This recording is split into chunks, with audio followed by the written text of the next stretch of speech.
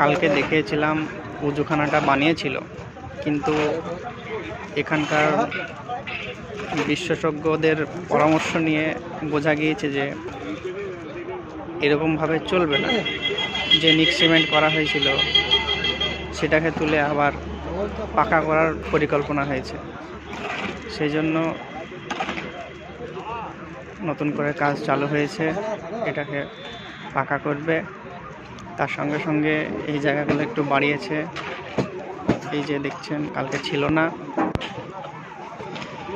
এই জায়গাটা এতটা লম্বা করে বাড়িয়েছে, কারণ মানুষের তো প্রচুর ভিড়, নামাজের জন্য সবাই প্রস্তুত।